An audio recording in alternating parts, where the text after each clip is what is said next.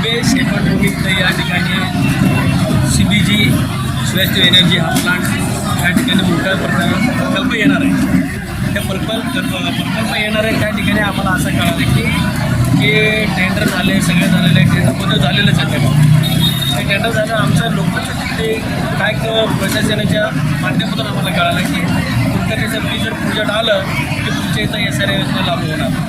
की डम्पिंगच्या बाजूला 100% ठिकाणी त्या ठिकाणी SRA योजना लागू होणार नाही. या गोष्टीचे आम्हाला कळलं. तसं मी एक पत्र दिले कमिशनर गेले मी 5 तारखेला पत्र दिले की साहेब त्या ठिकाणी लोकप्रतिनिधीला बोलवा, इथले स्थानिक लोकांना बोलवा, त्या प्रकल्पाबद्दल आम्हाला समजून सांगा की त्या ठिकाणी प्रकल्पाला आमचे विरोध नाही, की आम्हाला लोकांच्या मनात अशी भीती निर्माण झाली की त्या ठिकाणी हा प्रकल्प म्हणजे SRA योजना हा इथे त्या ठिकाणी होणार नाही त्या प्रकल्पामुळे. त्या ठिकाणी आम्हाला समजून सांगा, प्रत्येक ठिकाणी बोलून घ्या. त्या ठिकाणी तुमच्या कॅबिनला बोलवा, त्या अन्याच्या इकडे कुठेतरी बोलवा, ते 5-50 लोक जातील.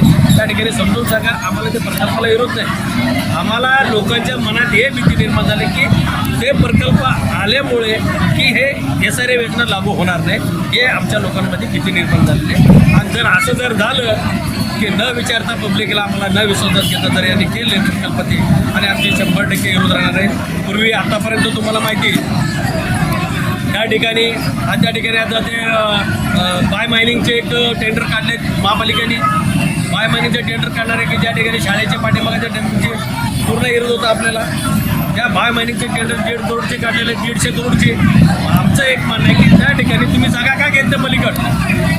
त्या ठिकाणी नार्वेकर साहेब असताना जागेचे पाठपुरावा केले होते, त्या ठिकाणी डम्पिंग हलवायचे होते की त्या ठिकाणी नवीन जागेत जायला पाहिजे. हा लोकवस्तीमध्ये डम्पिंग आहे. त्या ठिकाणी तुम्ही बाय मायनिंग करून त्या ठिकाणी गेल्या वेळेस आम्हाला बोलले तर तुम्ही सगळे बघितलेले आहेत.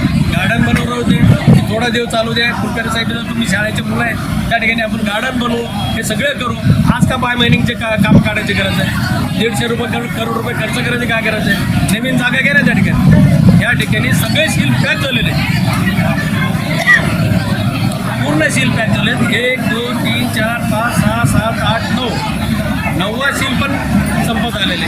त्या ठिकाणी महापालिकेला कुठल्याच जागा राहिलेली नाही. लँडफिल पूर्ण लँडफिल सेट करतात की ह्या असताना तरी देखील लोक त्या ठिकाणी महापालिकेची का हटले काय माहीत नाही. की त्या ठिकाणी आता बाय मायनिंग करून 3 वर्षाची बाय मायनिंग करायला लागेल. ते कचरा उचलून दुसरीकडे टाकणार, दुसरीकडे टाकून त्या ठिकाणी प्लांट बसवणार आहे. त्या प्लांट बसवणं पण 3 ते 3.5-4 वर्ष लागेल. एवढी कचरा टाकायची कमी कचरा आहे ते 3 सील भरलेले आहेत.